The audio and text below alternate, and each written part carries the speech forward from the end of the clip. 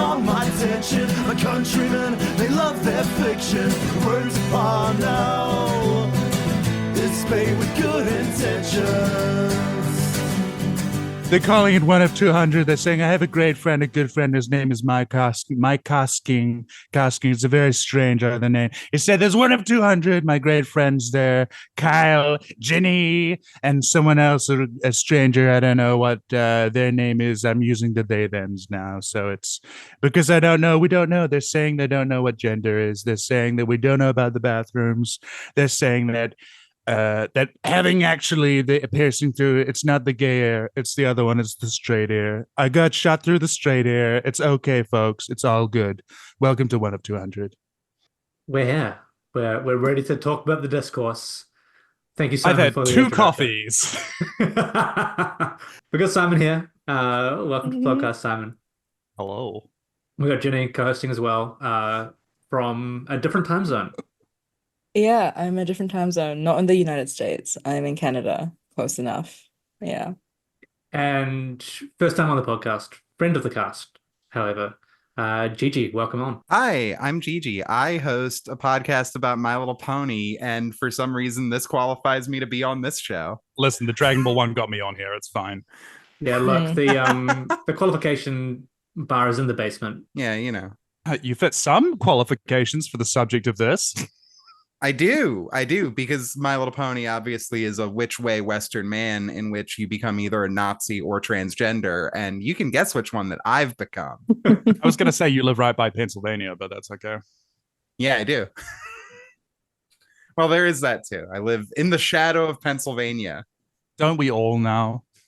Just theoretically or metaphorically? I mean, Discoursely. Delaware is not a very high state, so like most places kind of do tower over us. I drove think out of to Pennsylvania as like a big lady.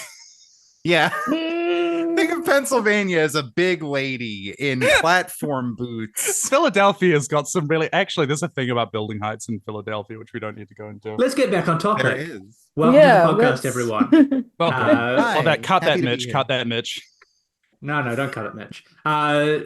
3 time zones, 4 locations.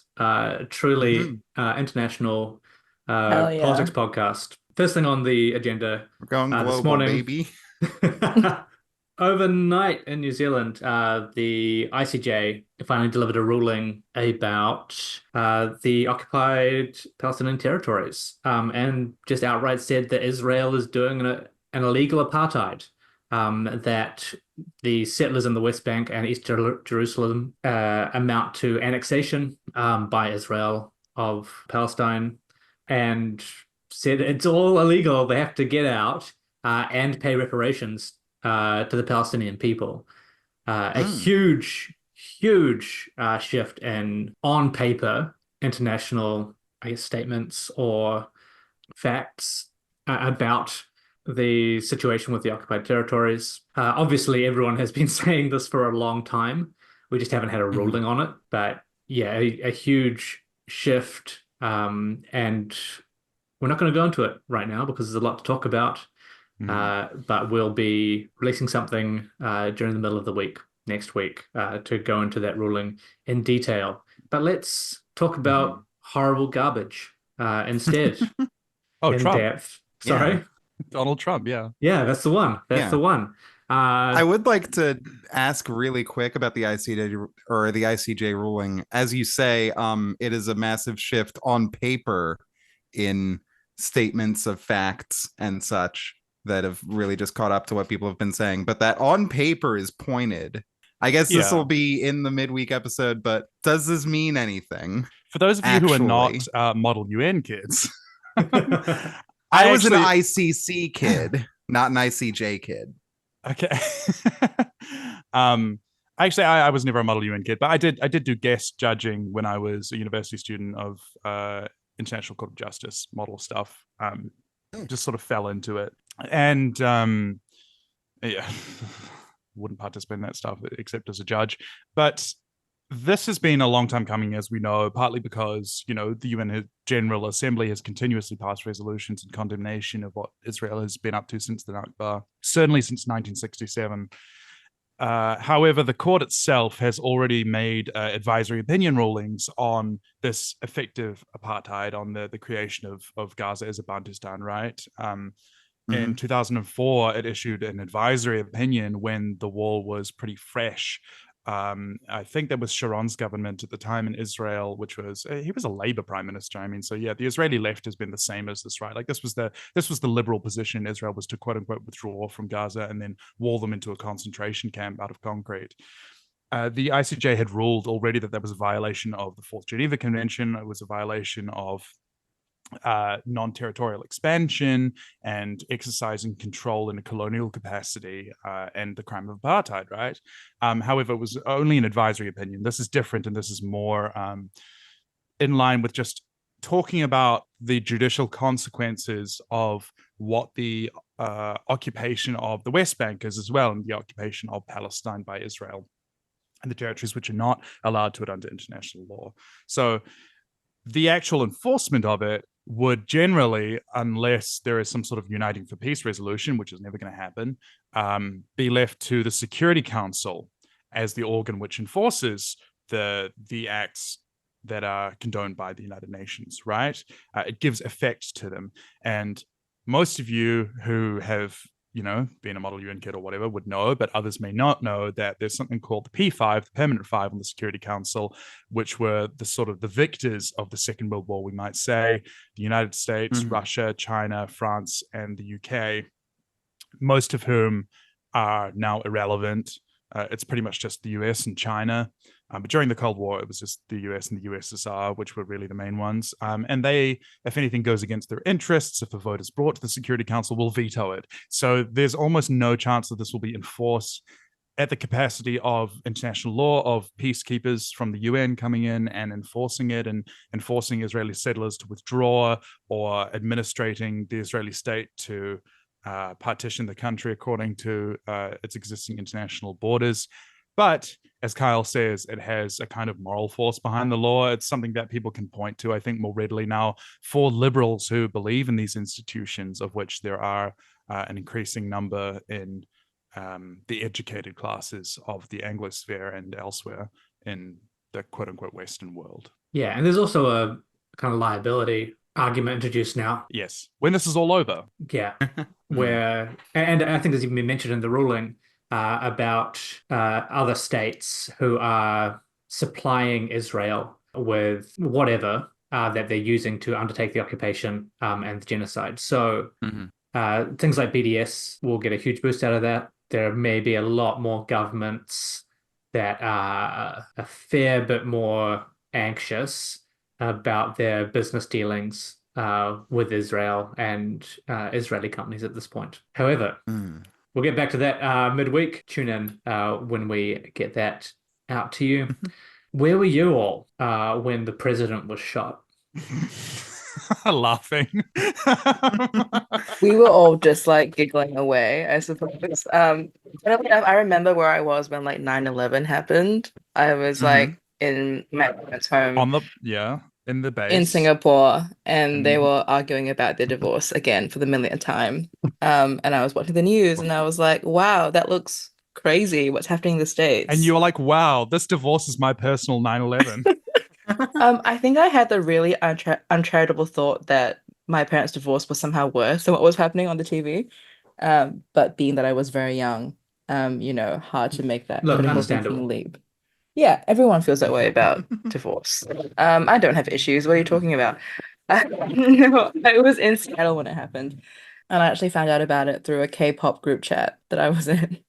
Such a news day. We're living in the future, folks. It was really something else. I actually found out because someone sent like the phrase, what was it, like 10 rounds, don't know how they missed. And I was like, what are you talking about? Like is that like a new lyric? No, like, for a boy band, oh my God. Because this was a group chat for a boy band concert I was about to go to, and I was like, oh damn, like is this a new lyric? Like there's a new set list for the Seattle concert. Turns out it was not the case. It literally was a bunch of people with that personality type being like, wow, I can't believe that happened. And that was how I found out. We love autism. I know, it's so good. It's so good. It's so good. Now, yeah, where were we, Gigi?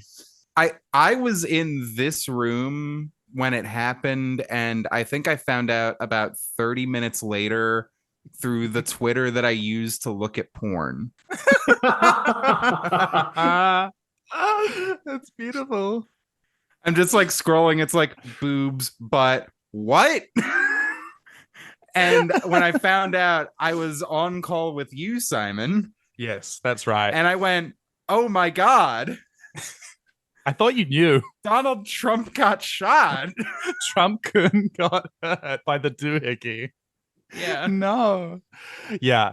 I'd already started posting just flat out at a flat rate at like Roadrunner speed, basically, once I found out. But also being with you helped to riff a lot of it out, which is the most important thing out of this, I think, really, is whether or not we managed to craft and workshop the right sort of jokes about it. I don't think I posted any of my own, but the gates of posting Valhalla did open once more. It was sort of beautiful for a moment because everybody thought, well, this is going to turn terrible, so we should enjoy it while we can, right? Because the consequences were going to be, well, everybody thought they were going to be dire. It's kind of hard to see how it's going to pan out because the Republicans keep on like tripping over their own balls while they're trying to capitalize on this. Kyle, do you want to talk about the actual I suppose consequences of what people thought of this in relation to American fascism? Yeah, look, I all of the responses I've heard on this episode seem like the normal response for 2024. It's things have shifted so much.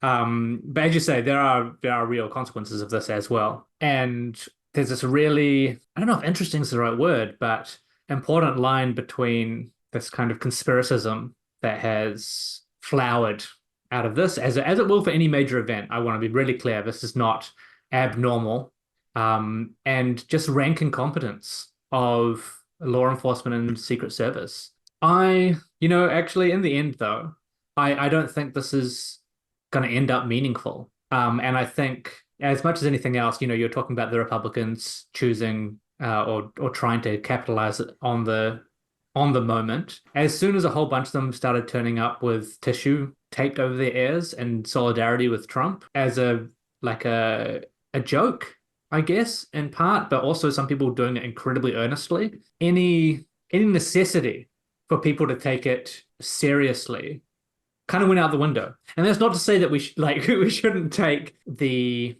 increase of violence towards political leaders seriously. It's that even the establishments and institutions that prop these people up are incapable of doing so in the current moment of Western politics. And that, more than anything else, that kind of absurdness, I think, is what has really hit me out of this situation.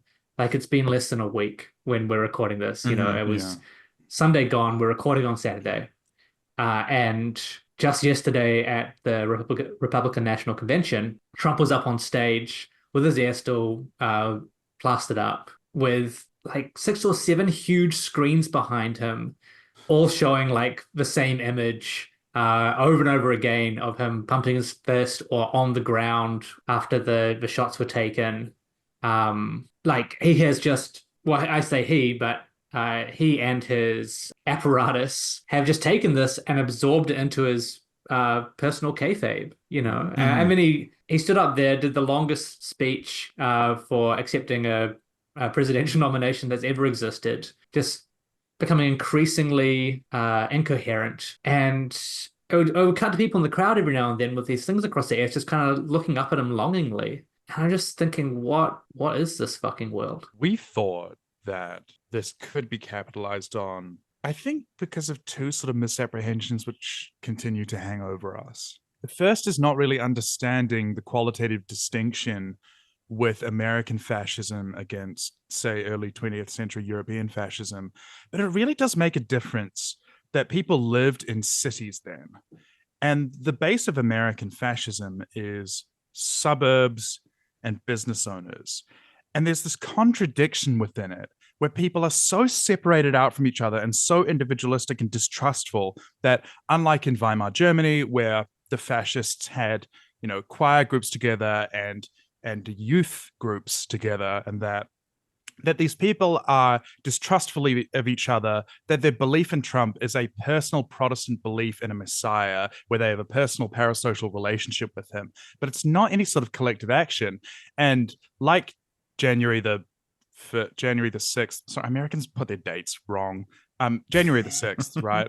They're not really able to capitalize on any of this and organize because they don't know how to do it, and they don't have a sense of solidarity with each other. They don't know how to advance their class interests. They're too scattered. The country's too big. They're too far apart from each other. There are militias that pop up here and there, and they get so much assistance from the American clandestine state, and they still can't achieve anything. It's astonishing.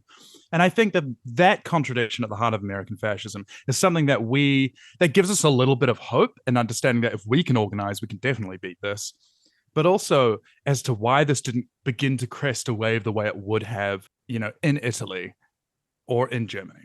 And I think the other one is that I keep thinking about Guy Debord's The Society of the Spectacle.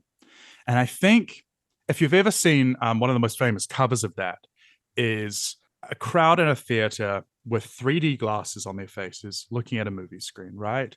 Because the idea is that we all collectively, individually, but also together as a collective, experience the spectacle together. We're all watching the same thing and we're receiving it that way. And I think in part this is literal, that our mediatized lives, to kind of draw from Hepp and Harvard in the Copenhagen School of Mediatization, sort of see things through our phones, all individually on devices that are catered for us. We're in our own bubbles. That's kind of true on a literal technological level. But our experience of the spectacle is totally different from everybody else.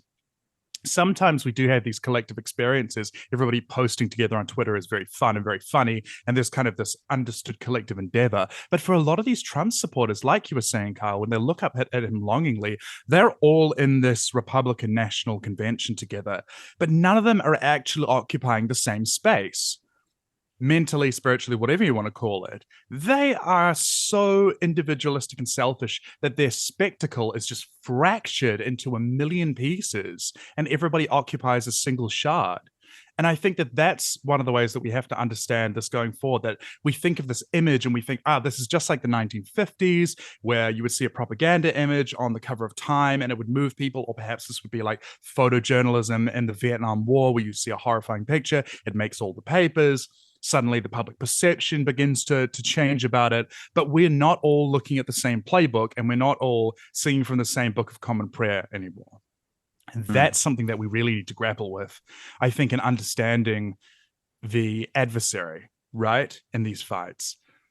And there's something hardening about it, but there's also something kind of dangerous about a pack of millions of people who are kind of feral in a certain way, who don't share that kind of reality. And you were talking about conspiracy theories, and I want to turn to that very briefly, because I think we live in a mediatized society that is so inundated with disinformation from formerly what were considered kind of reputable official institutional sources. Think, Russiagate, for example.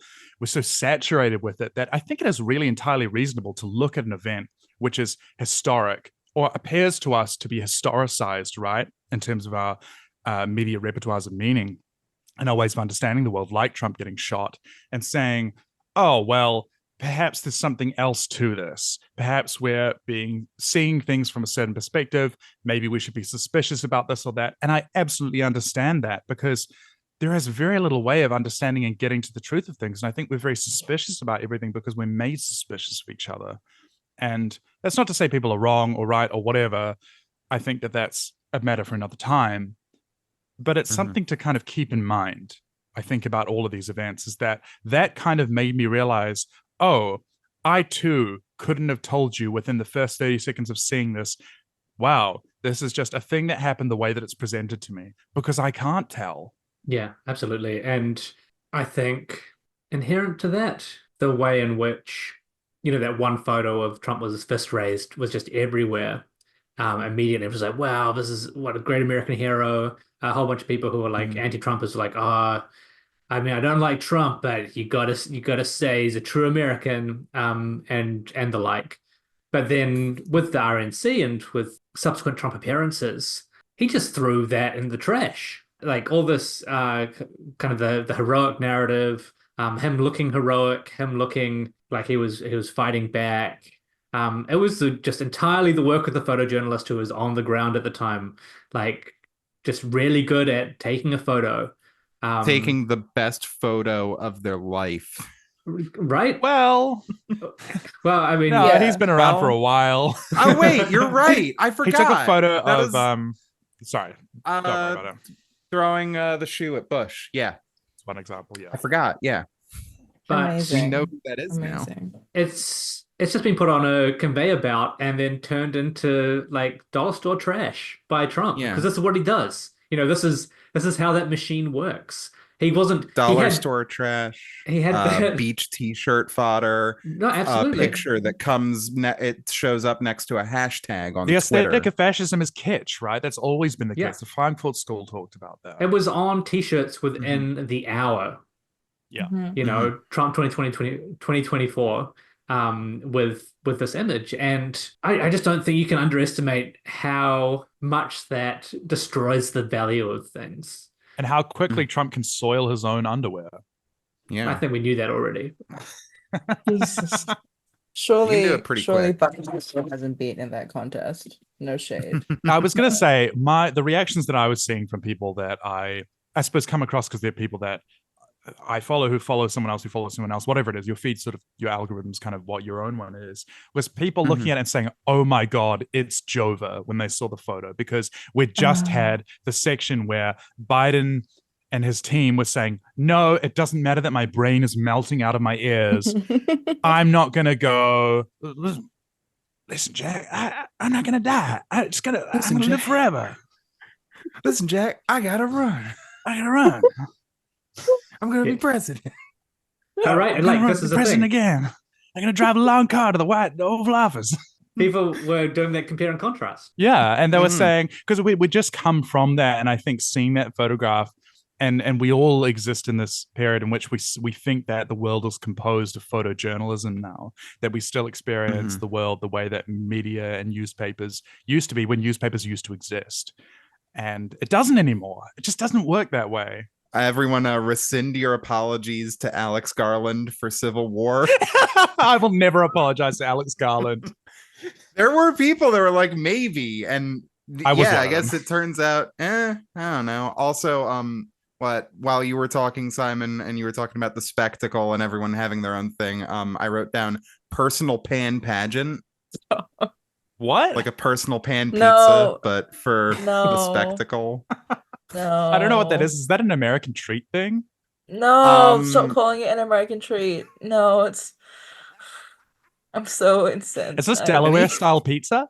Oh, It's not no. Delaware style. It's Pizza Hut, the Pizza Hut personal pan pizza. What? The PPP, the public-private Yeah. partnership of Pizza Hut. Yeah. We're putting this pizza out for tender. What's going on? The WCC is going to sell its shares in the personal pizza. Yeah, imagine a big coin with cheese I'm on rotating it in my mind right now. It's not sliced, but it's just for one person. Why would you need slices?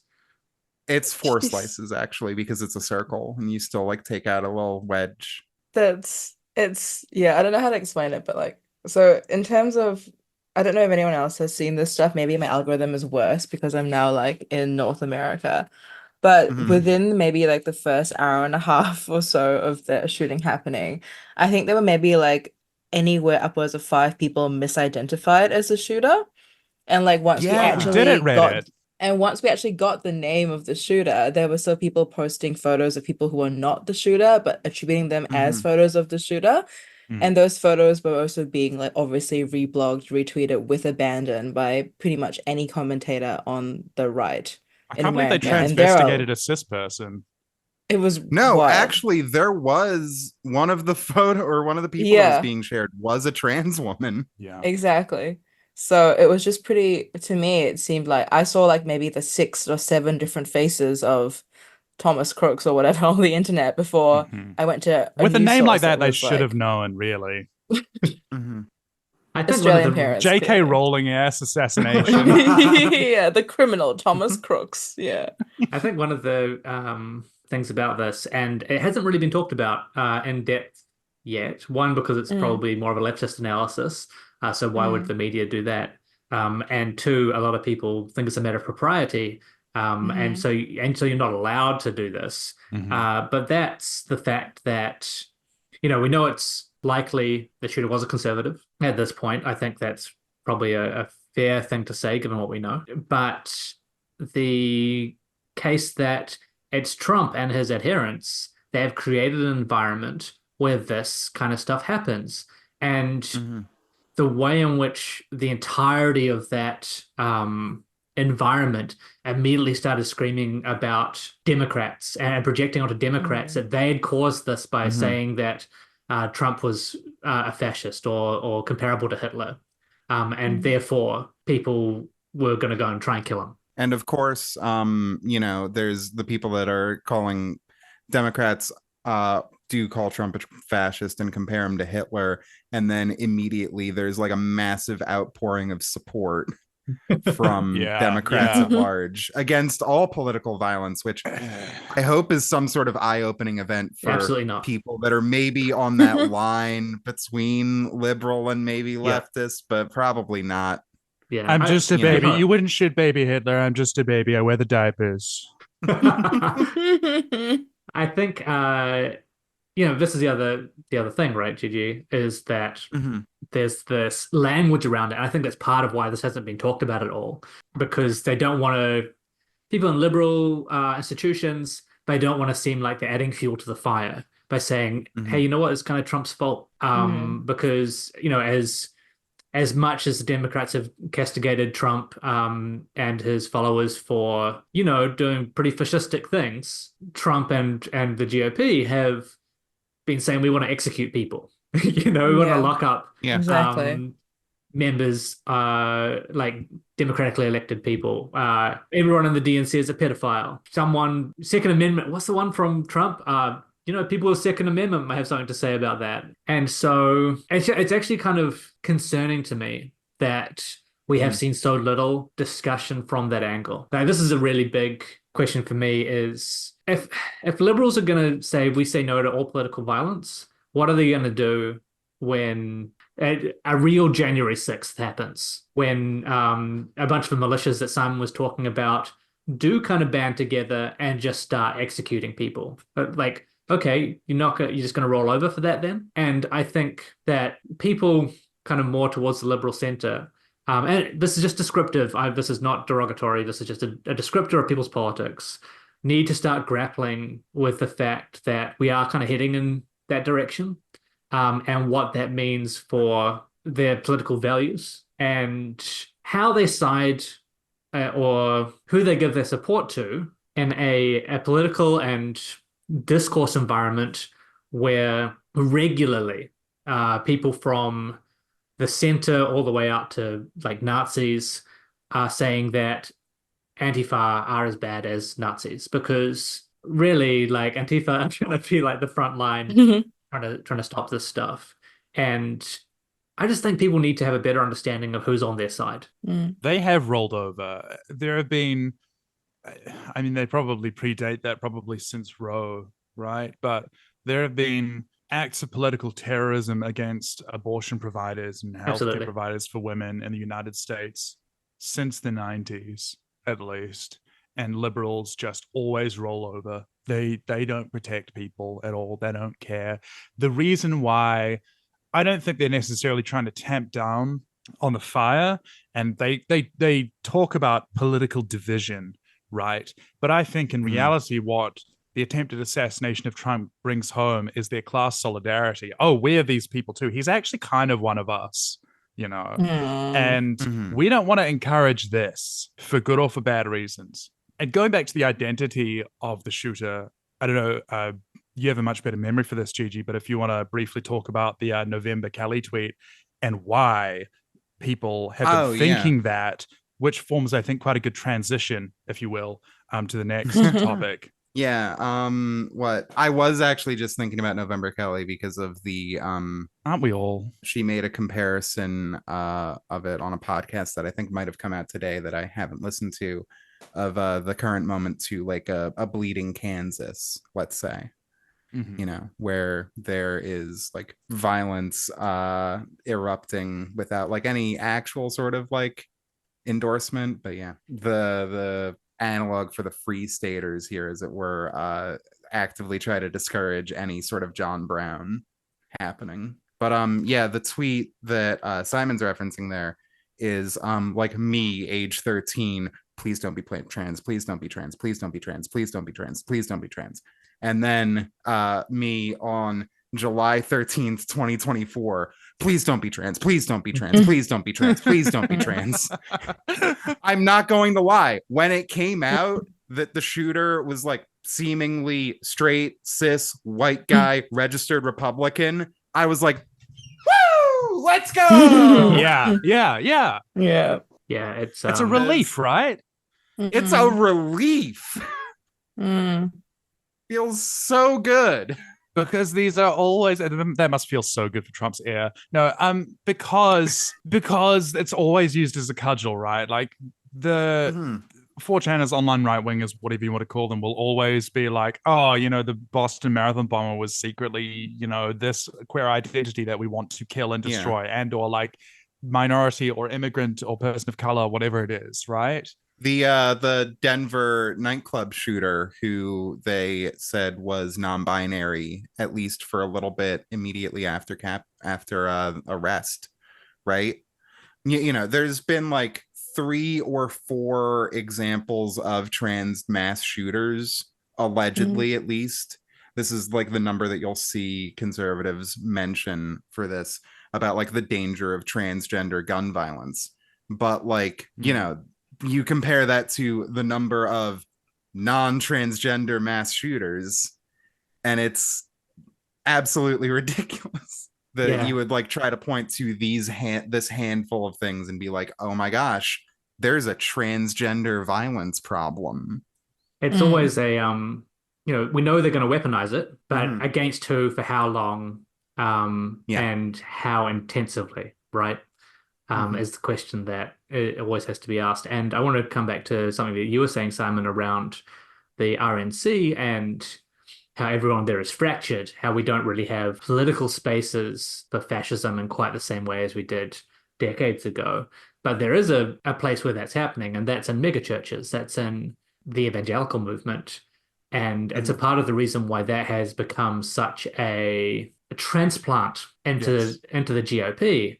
And here, well, everywhere, like because Destiny Church, they don't, the GOP doesn't have a way of doing this. It's highly individualistic. It's neoliberal. It's business owners and suburban families, and it doesn't have an agenda in the same way, because its agenda is just like make profit, burn bridges, destroy the planet, right? And then you have these very focused, very united groups that are moving in on it. And I guess one way to segue here is with the announcement of Trump's running partner, JD Vance. Oh my God. While also being like vulture tech kind of guy, backed by Peter Thiel, yada, yada, yada, yada. Hated Trump initially, yada, yada. All that background stuff. Many such cases. Yeah, that's all around. Hillbilly wankery. Some of the stuff that's not being talked about quite as much, although, it is out there, as well, is that he's a traditionalist, a religious traditionalist in like the worst ways possible. All the, like, basically any Christian evangelical hard right view is something that he has. And he's a born again Christian who decided to be that in adulthood, right? And I think like he converted to Christianity. I think you can make arguments around how much he's just doing it for show. But the purpose of choosing him as a running mate is not just for the Teal dollars, although that certainly helps. It's to appeal to the anti-abortion crowd, to the anti-trans crowd, in the same way that Pence was, arguably in 2016, but to appeal to fundamentalists. So it's the same game, and I think we can all expect a wide range of the stuff to be coming along with him into a Trump presidency. Yeah, because Trump is an Upper East Side bisexual queen. Like he loves queening out on Wendy, the Wendy show and stuff, right? Like, no, I mean, like I'm phrasing it in a funny way, but like, Trump's idea of racism is putting an a full page spread ad in the New York Times about how the Central Park Five need to be stopped. That's why there need to be people in his cabinet and alongside him who are actually enacting border policy, who are actually enacting like violations of women's bodily autonomy, because that's not something that he is particularly, minded towards. He doesn't care if other people do it, but that's not the way his brain works. He's an entertainer, right? He's the person who draws the crowds in. Unsurprisingly, his Spotify playlist has been unearthed, his Spotify account. It only follows three other accounts. One of them is Rage Against the Machine. Yep. Hell yeah. Which The I Paul guess, Ryan special. Yeah, I was gonna say Paul Ryan. I guess it kind of makes sense because obviously he doesn't believe in abortion law either. So I guess that one works. The other Fuck one, you, I won't do what women tell me. the other profile is a woman who graduated from Yale Law School the same year he did, not his wife, I might add. Okay. And side piece. the last account, which is probably the most egregious, is Imagine Dragons. No, this ain't your grandma's RNC. Radioactive. Yeah, that's literally quite literally what happens there. Incredible. Welcome to the old age. We're going back to tradition. Yeah, so I Want It That Way by the Backstreet Boys is also a feature on this Spotify. Death Cab for Cutie as well. Interesting. No. Stevie He Nicks does have metrosexual eyeliner. Stevie Nicks Landslide. And the song Before He Cheats by Carrie Underwood. So I mean, what? I am not going to comment any further on that, but an important aside, though. An important aside. I just think he might that actually be heterosexual. I just think that what I actually hate though is that like I've been able to find out this information because there have been not one, not two, but at least upwards of 3 articles written about JD Vance's Spotify playlist by, I guess, supposed people that would call themselves or type themselves people that are Democrats. These are all American journalists, for example. And all of them essentially say the same thing, which is, it's weird just how much I might have in common with this guy who represents all these things that I'm against. And that to me is just the worst sort of like fluff journalism to read, where it's like, gotcha, this guy listens to Imagine Dragons, but like, so do I, except he hates trans people and I'm okay with them. Like that's the gotcha here. Conditionally. I just think it's so frustrating. Sometimes shitty people like good things or bad things not even good that you things. also like. It's just the monoculture. It's everything in America is fascist kitsch. Like, what are you talking about? It's like, oh, I can't believe they love Marvel movies too. Like, what do you think those are? They're just action figures being beaten against each other in service of American ideology. It's consumerism as political identity, right? Or just as personal identity. I mean, in America, this is all the political and personal identity that we have left. Yeah, it's just so bizarre as well that some of the articles make a point of saying that these playlists are littered with artists who don't support Trump. And I'm like, what are you trying to say here? Like, why did you point that out? Because he's clearly on his ticket now. It doesn't matter if a rock star doesn't support Trump. It doesn't matter if he's listened to The Strokes one time and they were like, fuck Trump. Like, he's on Trump's ticket.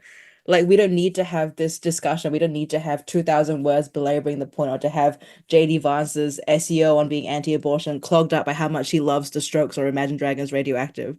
Like, this is just so transparently a media washing issue, right? Like, now it's like, oh, JD Vance above criticism because he likes Taylor Swift or Carrie Underwood. Like, I think it's so easy to see the path that this media coverage is taking for him. And it's so weird to see that reflected in overseas outlets too, like the one that you linked from the Post. Like, just people writing screeds and screeds of like unpublishable content about what it means that JD Vance's on the ticket. And it all boils down to, this is a good thing for the ticket, it balances it out, and sucks to be a Democrat, I guess. Like, it just seems so defeatist and like a waste of space, really. I'm waiting for the hottest man drop, JD Vance taking out the cover of, I don't know, Men? Is that Men? a magazine? Men's Health? Yeah. Men's Health? I don't Men's know. Health. Men's Health with like how to get the roundest head imaginable, just like JD Vance. Oh, we already have it. Tightest jeans. JD Vance is in love. A bunch of articles about his wife, which are obviously thinly veiled articles about how like marriage and faith are important. Like, you can tell just from looking at the headlines for these that I like, can't believe you'd bring their family onto it. Exactly. JD Vance kissing his wife. It's like women should be loyal to their husbands But and let's also get never back get abortions. to the policy implications. Because, it's not just that Vance has these views. It's Mm. that there's a whole raft of Republican-aligned evangelicals out there who have been installing themselves across the legislature and across the judiciary for decades. And this is an opportunity to kind of, what's the word? Put it all in one place. And Gigi, you were sharing something with the chat earlier in the week Yeah. around the anti-trans legislation and the Mhm. increase in attempted bills over the last couple of years. Yeah, yeah. In the last 5 years, it's the number of anti-trans bills has increased year on year. And the marked jump is, yeah. Okay, so in 2019, you have a total of 32 anti-trans bills that got that were put out. In 2020, there were 85. In 2021, it nearly doubled again with 155. A few more in 2022, 174. And then last year, there were 609 attempted anti-transgender laws between the 50 United States. This might include territories as well, and on the federal level. And then this year, we're halfway through the year, but it is already more than the year before. It's at 625 bills attempted or in progress or passed. Some have passed. And it's like, Wow. yeah, the number that passes is always like not that high percentage of it, right? There's 609 bills that have been or that were introduced last year, but 86 passed. So you're under 1 in 6 bills, but that's still 1 in 6 bills that is hitting the books in states across the country. And these bills, there was an article that came out last year, I believe it was December of 2023, by the Southern Poverty Law Center that goes into like the network that is behind these bills, because many of these things are being pushed by a relatively small network of organizations, of think tanks, of organizations that fund these think tanks, such as the Heritage Foundation, the Koch Foundation, etc. And the Heritage, everyone's known about the Koch brothers for a long time now, but Yeah. the Heritage Foundation is just hitting the Yes. news real big in the Mhm. last couple of months with the Project 2025 as well. Yes, Like, yeah. this stuff is really endemic in United States politics, and I would argue Mhm. global politics as well. Like, it's not just like a couple of crazy evangelical Christians at this point, right? There's an entire industry for doing this stuff. Yeah, there's also, I mean, you talk about they being pushed by these things, and oftentimes these bills are cookie cutter ones. They will have a particular a series of sections which are replicated across state houses in Yes. the United States. They're pushed by, ALEC, ALEC is one example of an organization which drafts this sort of model legislation which gets inserted into these different states.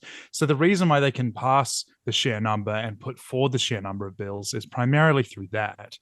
And they're all targeted at different areas of queer life, right? So for example, there's a lot of hay made. This is big in the UK about bathrooms. This is a really, this is one example of doing it. But they also have flow-on effects for ones like the education bills, which are essentially book bannings and attempts to also defund libraries through doing it. So in part, it's controlling, children's ability to access the mere knowledge if they live in a smaller or more conservative area that people like them exist and that they're not just some kind of aberration on the face of the earth, but also to attack knowledge itself and knowledge production and knowledge archiving and keeping, because that aligns with their other interests as well of having an ignorant populace. That's really key. So this is a spare tip, and I'm not again, I have huge problems with things like quote unquote culture war. And I have problems with saying, oh no, queer people are just a sort of way, and transgender people are just a way of sort of driving this wedge in. Think about when this comes to the actual important people. Like first they came for people I, supposed to care about, but I don't really care about. But what if they come for me? Like, no, it matters for those people who have the spirit pointed at them first, right? But it is also a way of sneaking these things in, right? It is a way of trying to generate this kind of anti-intellectualism. It is a way of trying to control everybody's bodily autonomy through it. But it also, in particular, matters for the people who are at the vanguard of that right now. Mm-hmm. And I mean, like the thing about using the wedge issue, it is known that the Heritage Foundation specifically identified and chosen trans rights as their wedge issue in 2017 after Obergefell, the case that legalized gay marriage in the United States via the Supreme Court, right? In 2017, they like realized that this is a point in which they can like try and wedge that little bit. And then obviously, if you give them an inch, they take a mile. So I've been seeing this kind of roll out and accelerate, like it's a huge acceleration of the amount of attempts to run this out. But what does that mean in the present day and then looking forward to a Trump presidency? I mean, it's clearly not going super great for us under a Biden presidency. And Biden has largely done nothing to sort of like try and combat this, right? I think there's Simon, you probably know more about this actually. There's a case where there's a transgender rights case that Biden wants to get to the Supreme Court earlier, which, is obviously great considering the Supreme Court that we do have that just said that being homeless is illegal and like places are allowed to punish you like formally, right? Because obviously this was already happening, but like states are allowed to criminalize homelessness. That clean air really isn't kind of like a thing that we should prioritize that much, and that bribery is really cool actually. I trust that Supreme Court with my soul. Yeah, as long as you do it after. Bribery is like pretty nice. That's just like a tip for your legislator or mayor or what have you. But yeah, so what does that mean overall? I mean, on the federal level, there's a lot of bills that have anti-trans language in them. I think it's some like 61 right now on the federal level. 67, sorry. Many of these that have actually made it over like out of one house and into the other, because the way that legislation works on the federal level is it has to like go through the House or the Senate. House if it's a money thing first, and then it gets sent over to the Senate debates it, etc., and then they sort of like reconcile two versions of the bill and get like a total. They like pass that and then pass that along to the president, right? And in this case, it's very unlikely that any of these anti-trans bills make it in the state that they are to Biden's desk, at which point I imagine Biden would veto it if it was like purely an anti-trans bill. But of course, the way a lot of these work is that they are nestled in military spending and stuff like that, right? So which is the sacred cow in the United States, which you can't touch. Obviously, you can't touch it. It has to go up every year, but also, if you don't fund military spending, if you don't like approve these bills, then you get painted as anti-military, right? But in the fiscal year 2025 military appropriation bill, right before the TikTok ban, basically, actually, that's also where this is, by the way, or right before language banning TikTok, right? There is a section, it's like in the 300 something pages of like a 1400 page bill, that is a quote prohibition on availability of funds for certain materials in schools operated by the Department of Defense education activity, which prohibits pornographic material and material espousing, advocating, or promoting radical gender ideology. Oh, we love that. Yeah. Which they do define these things, by the way. At one point I was talking to some friends here in America earlier today about this, and they were like, well, maybe the way the language is in the bill, it like talks about scientific consensus or something, and the way the scientific consensus is, this might not mean anything. And it's like, well, no, not really, not at all, because they define radical gender ideology, and it is things that state or suggest biological sex as a social construct. States or suggest biological sex is fluid, interchangeable, or exists beyond the binary of male and female. States or suggest that an individual can be trapped in the wrong body or have a different identity than that of their biological sex. Encourages, promotes, or advocates the use of personal pronouns unaligned with an individual's biological sex, or encourages, promotes, or advocates hormone replacement, puberty blockers, or gender reassignment surgery as a safe, necessary, or optional treatment for an individual. You know, these treatments for the condition of being transgender and having dysphoria that we have been doing for longer than anyone on this podcast has been alive, longer than most of the podcast listeners have been alive, I would wager. These treatments in their modern form have existed before heart transplants. Yeah. That is before, decades before. That is how long we've been doing this. Even like Christine Jorgensen in the 40s and 50s, 60s, the GI who became a broad, whatever, as like one of the most famous examples in America of trans people, because of course the famous examples of trans people in America for some reason for a while were people in the military. But that's pretty clear. We don't choose our idols. What they're trying to do.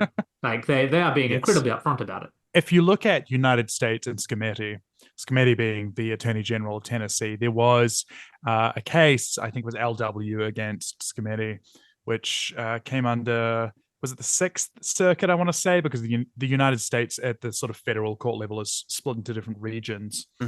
And the Sixth Circuit covers Tennessee. At the trial, like at the state level, the court at the state level had ruled that this attempt by Tennessee to prevent any sort of gender affirming care or any sort of consent being able to be given by minors in tandem with their parents for puberty blockers or for hormone replacement therapy. Puberty blockers, of course, being the compromised position where you say, well, this person can't transition in terms of cross-sex hormones, but we don't want them to go through the wrong puberty, which is horrifying and you know, this kind of intense violation of your own autonomy, right? Sort of feels monstrous to a lot of people who are trans. Yeah.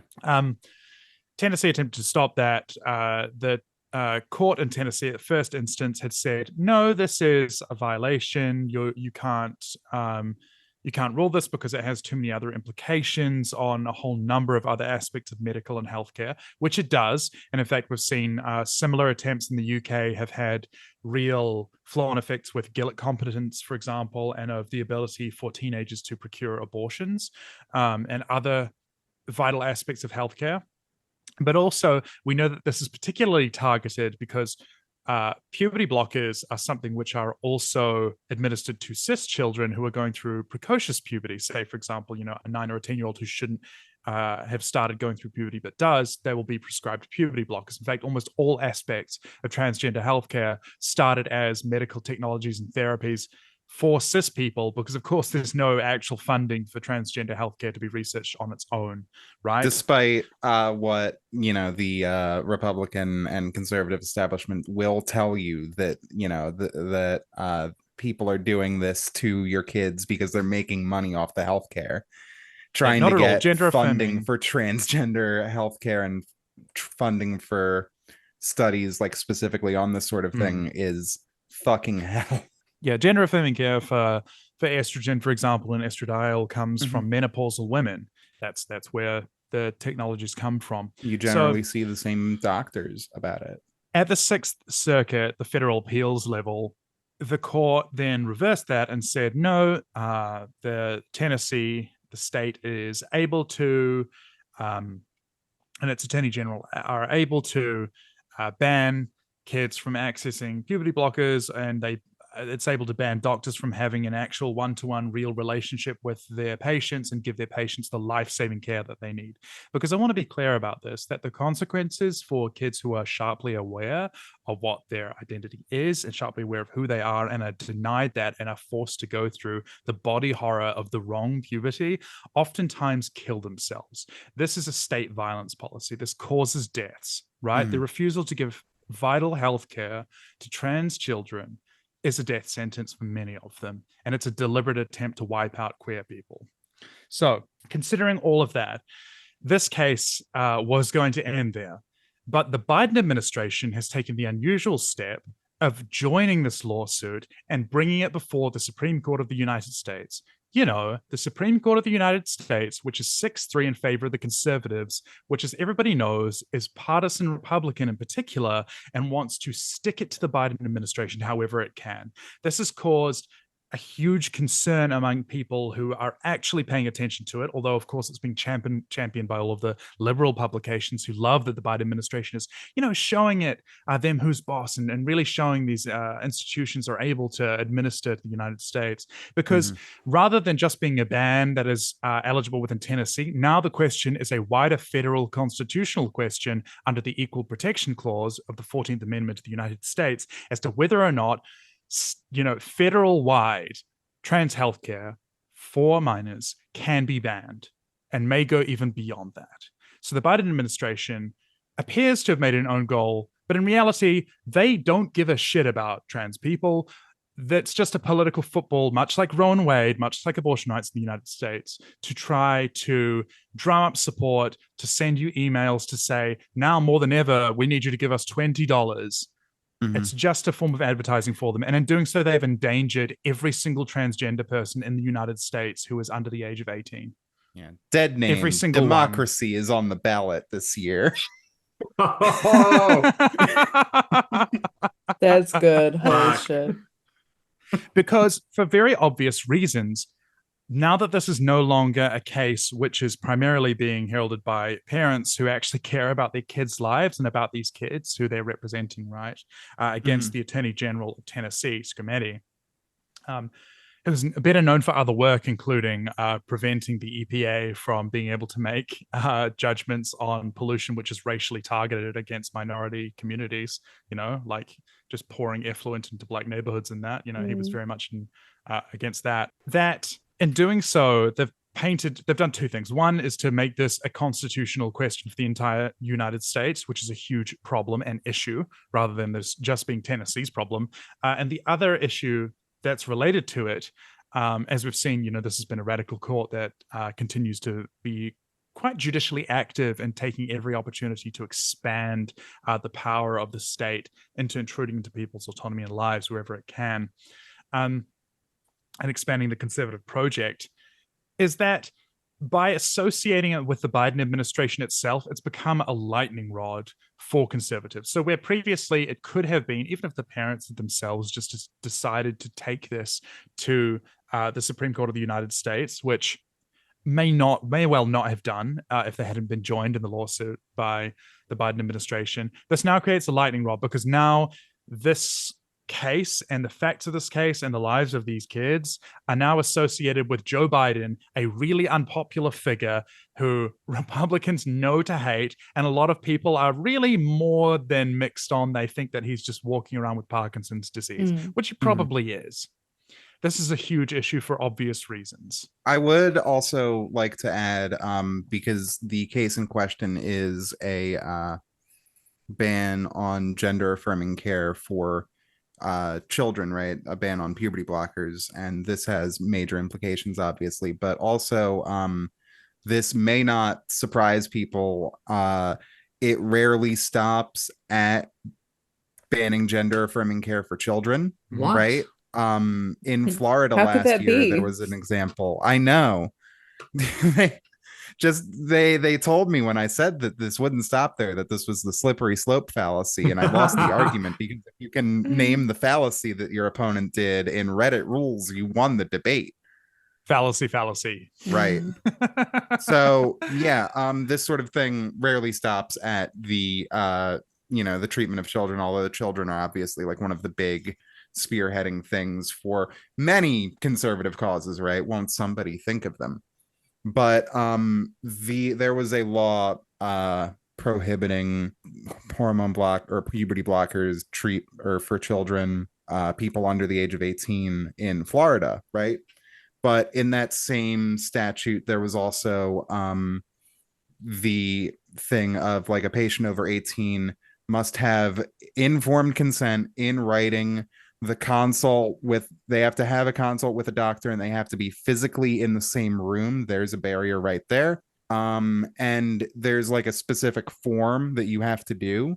And obviously this law went into effect, and the informed consent form that had to be filed in order for patients to get their medication was not released by the time that the law actually went into effect, which just kind of put everyone that is trans in Florida in a state of medical limbo.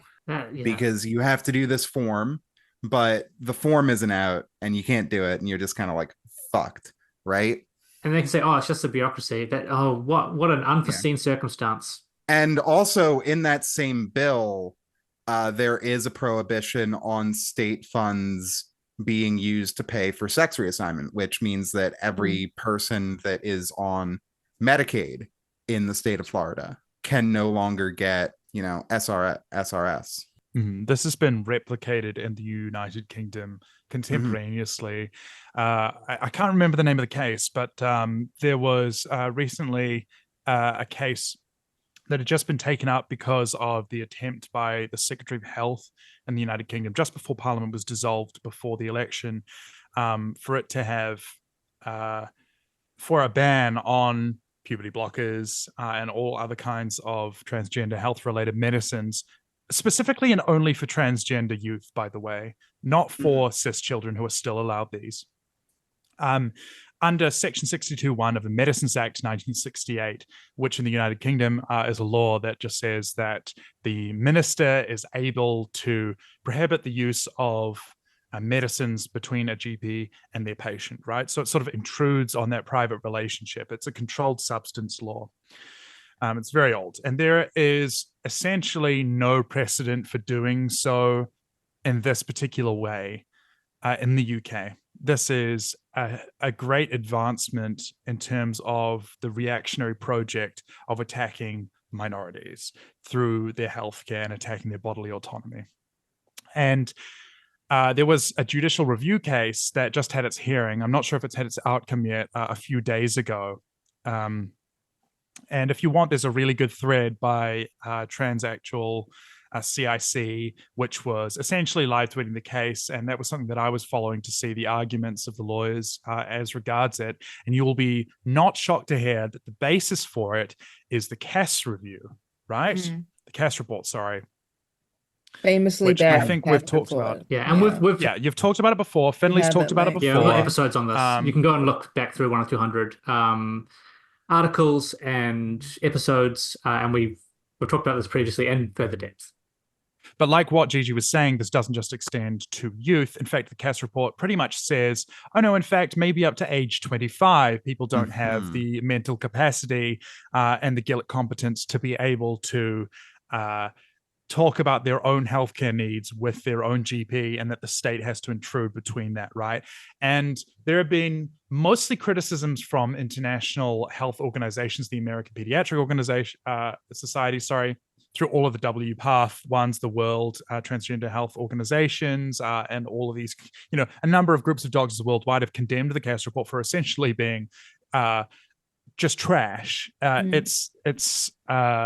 Its level of review is very, very poor, right? But this has been used by the government. And I can't remember who said it, but they there was somebody who made the observation that the Cass report was not intended to be read, it's intended to be cited. And in fact, the Cass report didn't talk about the kind of ban which the UK was is trying to undertake and has, already undertaken, which has been judicially reviewed under Section 62(1) of the Medicines Act.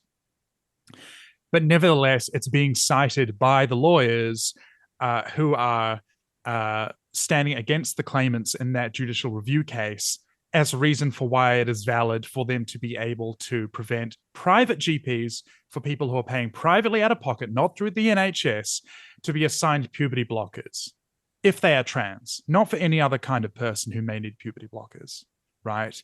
So we're seeing the same thing happen in the United Kingdom, and we're seeing that the reason for the thin veneer of these kinds of intellectual reports and so on and so forth are just obvious cudgels.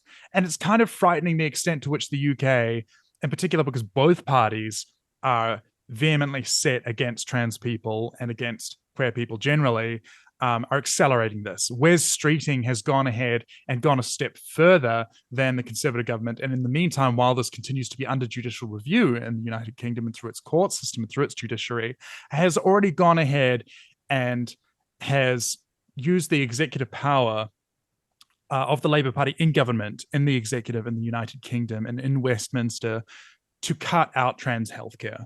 So Wes Streeting, he's supposed to be a gay man, right? Like, he doesn't give a shit. He's just a career politician, has gone and done this. And that's something which is agreed upon by both sides, even though the majority of the population don't care because they think it's really weird and freaky to fixate on this even stuff. in the And UK. Even in the UK, they think that.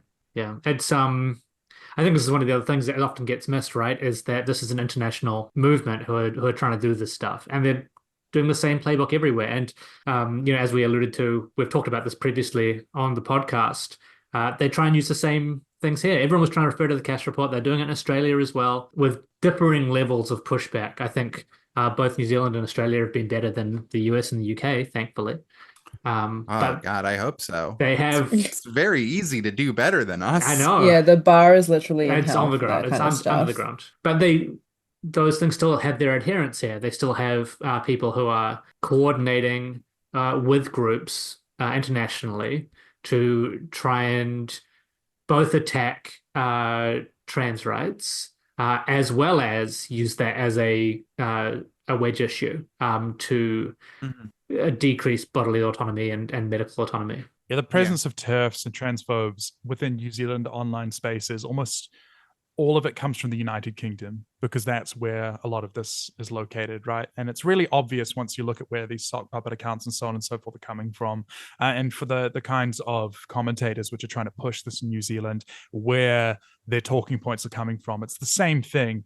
And it doesn't really fit within our political culture and society, which is why I think it immediately gets flagged up to anybody who hears it. It's like, this is a bit weird and foreign, right? Yeah. So what's happening in the States, Gigi, around trying to combat this, other than President Biden fucking it up?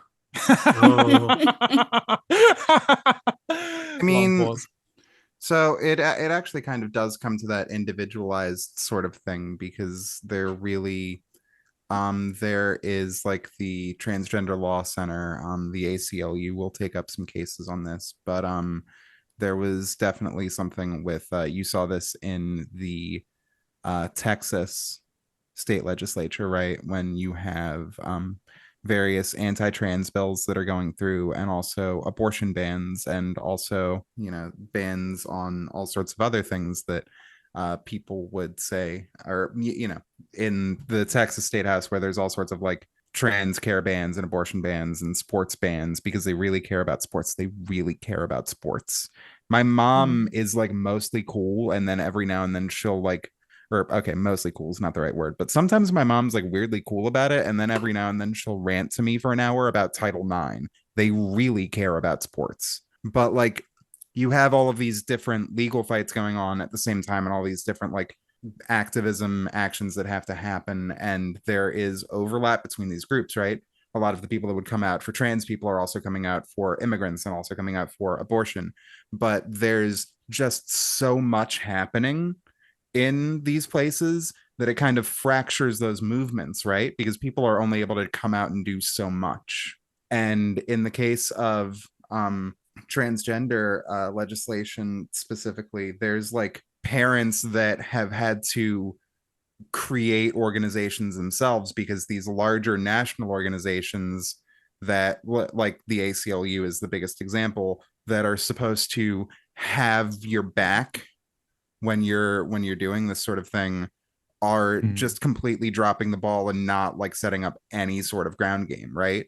So you have for bans on bathrooms and bans on sports and stuff like that, parents that have to like go and create their own email list while also working whatever jobs they have to maintain a life under capitalism, right? Because that's a big energy drain. And then also parenting children.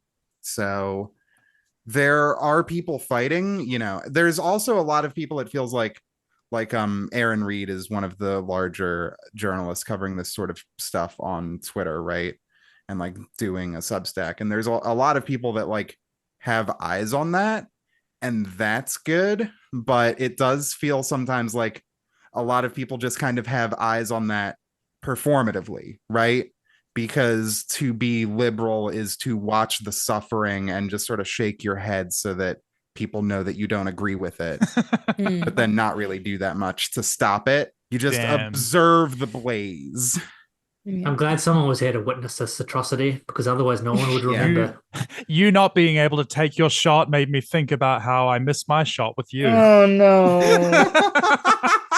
God, I knew that was coming. I knew that was going to come out from someone today. They always do. Listen, as a person of pronouns, I think, or pop, if you will, I think that it is not incumbent upon, and it shouldn't be incumbent upon, trans people who make up like 1 to 2% of the population to be the sole people fighting for their own existence. Yeah, absolutely. Because this relies on other people. If you have any sort of care about any other struggle, which is interlinked with it, because it's all interlinked under capitalism. If you have any sort of indigenous struggle, for example, like in New Zealand in particular, the rights of Takatapui people is really reliant upon this as well. So this is an indigenous issue. This is a working class issue for access to healthcare, because guess what? The rich people are going to be able to continue to like fly to some middle European country and get the surgeries that they need, but other people are not going to be able to do that, right? So this is a class struggle as well. It's all part of the same struggle. So if you are one of the people who cares about any of those other things, consider enfolding this as part of the struggle and supporting and asking people who are in that community, who are currently being targeted and at the forefront of the targeting of fascism, just as they were in Germany in the early 1930s, not as like a metaphor, like literally the beginning of the Holocaust was against trans people, right? Is to link up with those struggles, to look at those people and say, hey, what do you need? And like within the trans community, I can say there's a lot of like focusing on find a community around you, mutual aid, all sorts of stuff, like be able to share resources with people, especially while we can still access them, right? And in some cases, there are people that are like, hey, if you feel safe doing this, maybe exercising your Second Amendment right is not the worst thing to think about. Yeah, I want to say as well, when people talk about the fear of, for example, this is a talking point, as you pointed out, Gigi, like, oh, violent transgender people, you're right that it's so much further outweighed by violent, crime and gun crime from cis people. But I do want to say that part of struggle has been, for example, among the Black Civil Rights Movement in the United States, and what immediately succeeded it, like the Black Panther Party, did involve forms of armed struggle or move in Philadelphia, or the Weather Underground. And I'm not saying that all of these tactics have worked, and there are things that we can learn. And in some ways, about 150 to 200 years of struggle has meant that we can always draw on that historically to see what works and where.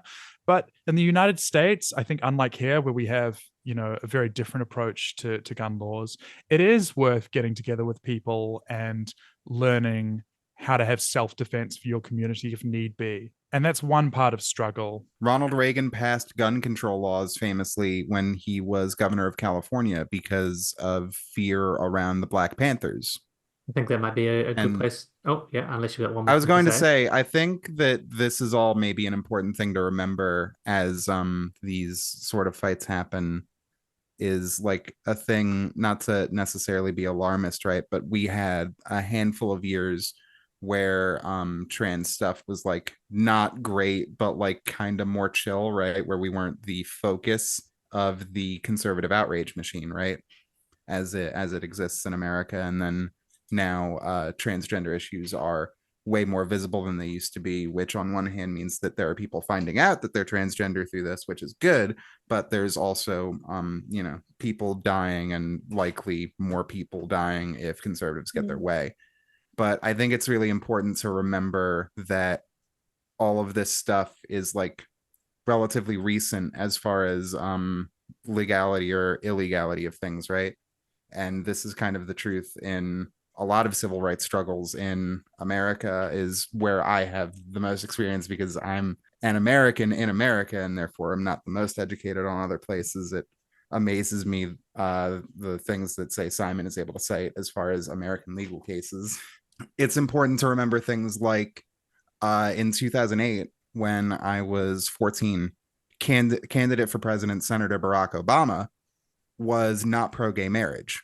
Obama was pro-civil union, which is like I don't hate the gays, but do they have to call it marriage position, right? And gay marriage, again, was made the law of the land in the United States in 2016. Roe v. Wade was in the 70s, and then Planned Parenthood v. Casey effectively like created the wound that would eventually kill it in 1992. Under 20 years after the case itself, and then it just kind of bled out over the ensuing 30 years. And the point about the Black Panthers and stuff, there are these civil rights struggles are things that are in living memory, which when you are a younger person, it's hard to like imagine sometimes, right? That these things are things that can be changed in whatever direction, as long as stuff shakes out, you get lucky in some cases, and you put in work, right?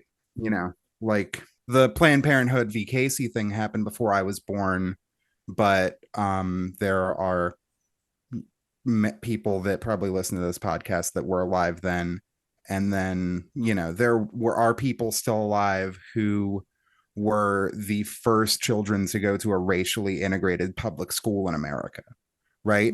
Those kids are still here. They lived in a world where that wasn't something that happened in America, and that has changed. So, there's a lot more can change. It's really easy. I guess that this isn't alarmist. It's just kind of like there is a lot more than can happen than it feels like sometimes, because being on the left feels a lot like you just lose battles repeatedly, especially in America, and especially electorally, right? Because if you have a position as radical as people should have clean drinking water and clean air and be able to get medical care without going into debt, you just eat shit constantly. Yeah. Right? But this is all stuff that there's so much stuff that has changed in living memory. And in the case of America, right, and many other countries, like as far as like the existence of states, but America especially is like a country that is only a couple hundred years old as a like actual state entity. There is a lot that can be changed in so much more can change in some years than you give it credit for. You do kind of have to work on it though, which sucks. I wish it wasn't the case and that everything was just cool. Yeah, just bend towards the arc of justice naturally, right? I was just going to say, I want to amend something that Dr. King said, and I think the moral arc of the universe is long, but we have to grasp it and yank it towards justice because it won't happen otherwise. Yeah, things can change fast. I think you're absolutely right, but you have to make them change fast, and they can go the other way if you're not trying to fight that as well. For younger people especially, it's hard to conceptualize the fact that gay marriage was not legal in every state in America under 10 years ago. Yeah, it's wild to think about. So yeah, that's a good way to put it. The arc of the universe, you have to yank it toward justice. You have to grab it. You have to pull it with everything that you can, which involves collective action and organizing, obviously. So As not to always. get communist about it. As always. As ever, communism is the answer. Yeah, sorry, folks, if you were looking for something else. Wah, Yeah, wah, yeah. it's barbarism or communism, Sorry. baby. It's fully automated luxury gay space communism. Not even automated. Yes. That's too much technology involved with that. Yeah, That's no, right. it's not automated because I want a nice button for me to press. I want a good switch. I don't want a computer to do that. That's been another episode of 10200. Thanks to my co-hosts for joining me, Ginny and Simon. Do you want to do your quick pitches as to where people can find you? Oh no. Well, I'm where I always am. I'm eggs for dogs everywhere on all social medias, all standardized. Please don't send me stuff about Sonic's feet.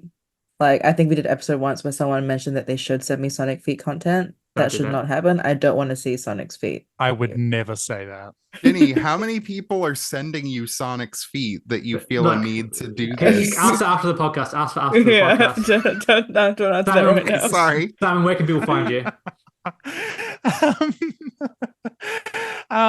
You know, What you can led find me here? hanging around and about. I am actually on a couple of episodes of Post Ponies, so you can check that out. They are very good episodes, I do want to say. They also mention feet for some reason. And I'm also in Go Hano Go Home, which is a podcast kind of about Dragon Ball, but also we managed to somehow loop in guests that you would not expect that we would be able to get. And also potentially Treatcast coming out. At least one episode, me and Gigi. So I took a trip to the United States, and you would not believe we can rank the service stations there. It's much better than it sounds. We can rank Pennsylvania area gas stations. That's right. It's hyperspace. If that's exactly what you've been looking for your whole life, you are about to be sated, baby. Mhm. I am at Original Mythros, MYTHROS on Twitter. I'm just Mythros on Blue Sky, and from there you can follow some other stuff. So Fantastic. And thank you for joining us, Gigi, all the way from the United Thank States. you for having me. Where can people find You you? wanna plug? Okay, so you can find me at _Marcy on most things like Twitter, Instagram. That's mainly it. Discord, if you want, don't send. Talk to me on one of those other things before you get my Discord. My Discord's cluttered as it is. You can find me at Gigi Pup on Blue Sky, Gigi Pup and the other stuff. There's no like special URL. Maybe don't follow me on there because sometimes I post porn. If that does not suit your social media feed, do not follow me there. And Simon, I'd like to thank you for pre-plugging my podcast, Post Ponies. It's a podcast about My Little Pony, Friendship is Magic, and the rise of fascism. It's mostly about the former and making dick jokes with my friends. But you know, you can find us anywhere you get your podcasts or at our website, www.smallgayhorse.com. An incredible The best URL. recurring yearly purchase I've ever made. So good. Smallgayhorse.com. All right. It's not like this at all. It's deranged, it's horny, but if that's your vibe, All right. That's been another episode of 10200. Hopefully with you in the midweek as well. Thank you for listening. Give us a share. Let people know independent left media is out there internationally, if not just in New Zealand. Midweek episode is going to be about the latest ICJ ruling, so do tune in for that as well. We'll catch you then. If artificers are, then I'm living a pointless life, but I'm learning all your lessons. Fucking politics, there's no distinction. The road's apart now. It's paved with good intentions, and I'll admit that I'm at a loss for what to say when they quote this as a cost we ought to stay. 'Cause I live amongst the people every day in this vindictive, forgetful fucking rain. It feels like we're on the road to hell.